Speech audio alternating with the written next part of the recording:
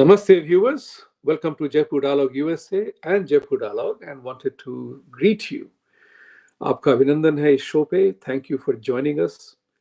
सबसे पहले मैं सबों को ये कहना चाहता हूँ कि बालासोर में जो ट्रेन एक्सीडेंट हुआ है वो बहुत ही दुखदाई है, और आप सबों को इसके बारे में पूरी जानकारी हो गई है. यहाँ जयपुर डायलॉग पे भी संजय दीक्षित जी ने बहुत अच्छी तरह से बताया ऑल द कनेक्शंस, पॉसिबिलिटीज, क्या क्या हुआ है और क्या नहीं हो रहा है.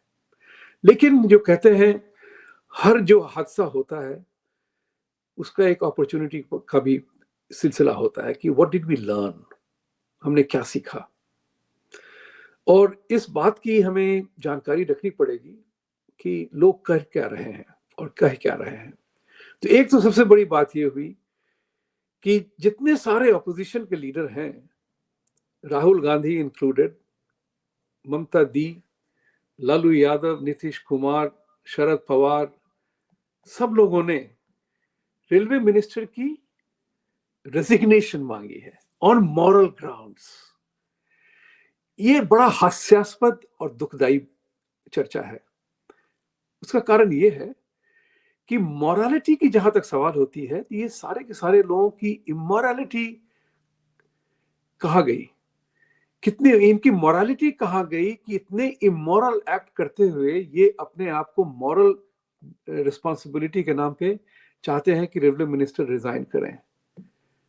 मैं ये पूछना चाहता हूं, छोटी सी बात है, इवन राहुल गांधी ने न्यूयॉर्क में कहा है कि हमारे एक मिनिस्टर थे जिन्होंने मॉरल रिस्पॉन्सिबिलिटी लेकर के रिजाइन कर दिया था.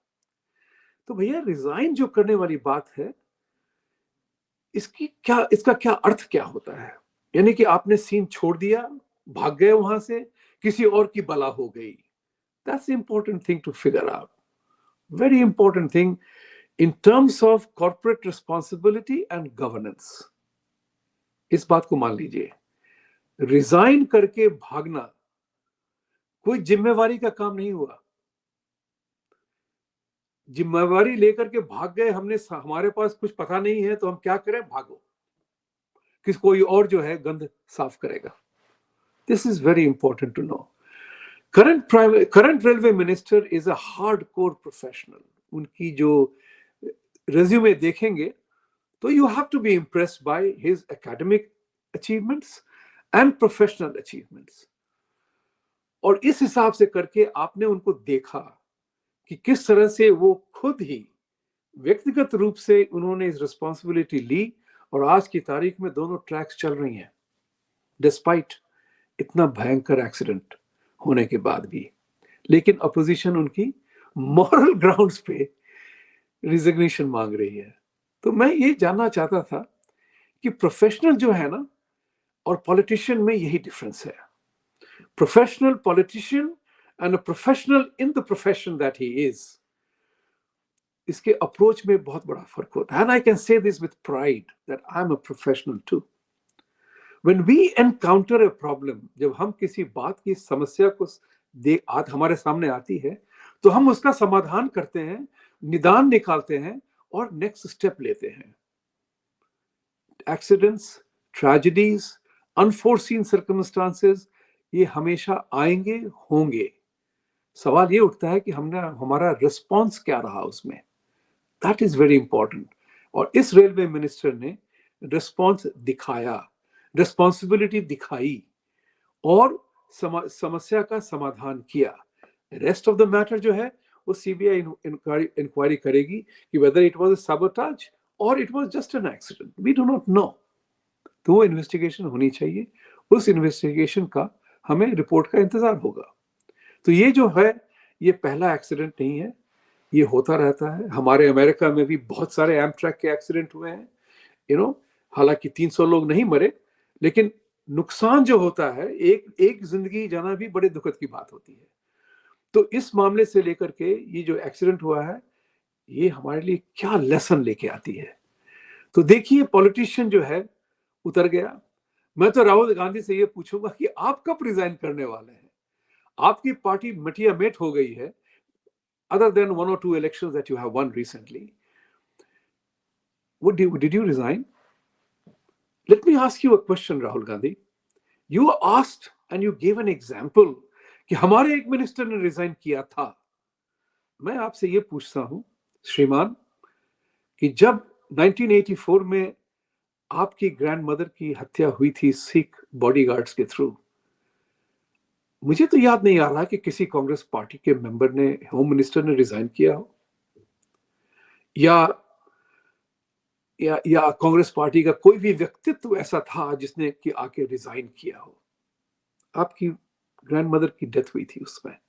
उसके बाद सिखों पे अत्याचार हुआ, इतने सिख मारे गए. आपके पिता ने कहा था कि जब पेड़ गिरता है, बड़ा पेड़ गिरता है जंगल में, तो आवाज होती है. तो इतने सिखों की हत्या होने के बाद क्या किसी कांग्रेस पार्टी के मेंबर ने रिजाइन किया था? मैं आपसे ये पूछता हूं राहुल गांधी, क्या आप उस जिम्मेवारी को लेकर के आज रिजाइन करेंगे? लेकिन आप रिजाइन क्या करेंगे साहब, आपके पास तो कुछ है ही नहीं. आप तो मेंबर ऑफ पार्लियामेंट थे, आपको तो बर्खास्त कर दिया गया. और आपकी जो भी पार्टी है, क्या रिजाइन करेंगे आप? आपकी रिस्पॉन्सिबिलिटी जीरो है भाई साहब, जीरो. तो आपको बोलना है, बोल दीजिए, लेकिन करने के लिए आपके पास कुछ भी नहीं है. तो बवंडर मत उठाइए. अगर हिम्मत है तो मैदान में उतरिए और ये बताइए कि जब आपकी ग्रैंडमदर एक टेक्निकल रीजन की वजह से जब डिस्क्वालीफाई हुई थी, तो उन्होंने देश में इमरजेंसी इंपोज की थी अपने आप को बचाने के लिए. जो भी सहानुभूति हो उनके लिए कि वो बहुत अनफेयर जजमेंट था, बट जजमेंट तो था. तो आज जो है आप रिजाइन करेंगे, आपकी जो भी हस्ती हो? क्या आप संन्यास लेंगे पॉलिटिक्स से क्योंकि आपकी ग्रैंडमदर ने इमरजेंसी लगाई थी इंडिया में, इतना बड़ा फेलियर हुआ था? क्या आप उसके लिए रिजाइन करेंगे? क्या आप जिम्मेवारी लेंगे अपने पार्टी की तरफ से कि जो आपकी ग्रैंडमदर ने गरीबी हटाओ का जो हंगामा किया था, फसाद रचा था, झूठा बयान दिया था, और आज तक गरीबी की आप चर्चा करते हैं, लोगों की गरीबी के बारे में बात करते हैं, शर्म नहीं आती है आपको? This is the important point for all of us. You and I have to think about taking these kind of people to task, call them out. You know, एक और भी बात कहनी है इसमें. I don't want to keep this conversation too long today because it angers you more than anything else. ये जो है लल्लू यादव, ममता देवी, here is the clear proof. आप देखें इस पे, ये सारा का सारा सोशल मीडिया पे जा रहा है आजकल. सोशल मीडिया और टेक्नोलॉजी का सबसे बड़ा असर ये हुआ है, आपका झूठ आपकी मदद कभी नहीं करेगा, आप तुरंत ही नंगे हो जाएंगे. तो बिटवीन लल्लू यादव, ममता बनर्जी, नीतीश कुमार, इन तीनों के कारण more than 4,000 people have died in hundreds of collusions and derailments. Did they resign? Nobody did. Politician एक जात ऐसी होती है कि ये मंत्री बनते हैं क्योंकि इनको टेक्निकल नॉलेज नहीं होता है, तो ये डिपेंड करते हैं अपने डिपार्टमेंट पे फॉर ब्रीफिंग एंड अपडेटिंग. इसके कारण उनको जो है एक मॉरल रिस्पॉन्सिबिलिटी लेनी पड़ती है क्योंकि हमें रिजाइन करना है. एज आई सेड अर्लियर, जिम्मेवारी को किसी और के मत्थे लगा दो, उसको अपने पास मत रखो.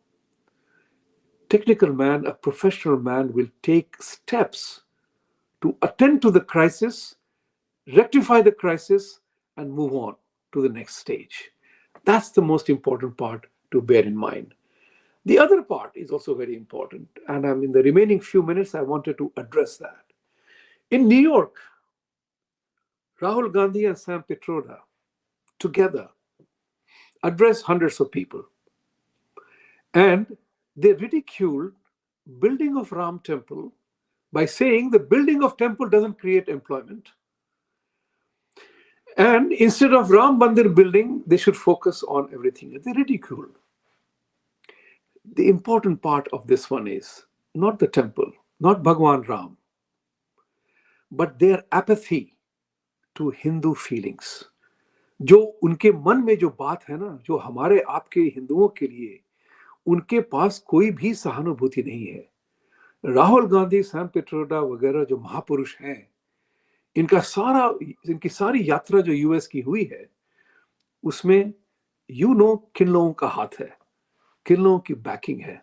somebody said कि राहुल गांधी की ये यात्रा सफल रही क्योंकि उसने 15% मुस्लिम वोट्स को कंसोलिडेट कर लिया। I have the evidence of that statement. उसने 15% मुस्लिम वोट्स इंडिया में कंसोलिडेट कर लिया, और मूर्ख हिंदू जो है वो वहां पे जाकर के ये मानने लगे हैं कि शायद ये सची बोल रहा है जब एंटी हिंदू बोलता है। तो Rahul Gandhi actually suffers from Hinduphobia. That's the important point. And this is the lesson to BJP and Prime Minister Modi. This man and the opposition, उनको ये पता है कि हिंदू वोट डिवाइड होने वाला है ही, इस वोट को पकड़ो। तो मेरा आज सप्रेम निवेदन होगा प्रधानमंत्री जी से और बीजेपी से कि अपने कोर वोटर्स को आप इग्नोर न करें प्लीज। इतना याद रखिएगा, दोनों को कह रहा हूं, ये युद्ध जो है ये एक्चुअली कुरुक्षेत्र का महाभारत है 2024। क्योंकि अगर बीजेपी और मोदी जी हारते हैं तो हिंदुओं का कायाकल्प बदल जाएगा। ये बंदा वही करेगा, अपोजिशन वही करेगी। आप टीएमसी जो भी लोग हैं, Sharad Pawar included, they are not for Hindus. You and I are just pebbles on their path to the throne. इस बात को याद रखिएगा। इस बात पे और भी चर्चा करेंगे। Thank you very much for joining me today. Please like, subscribe, share the channel, support us, both Jaipur Dialogue and Jaipur Dialogue USA. We have greater ambition, bigger fights, and a great future to look up to. Satyamev Jayate. Thank you.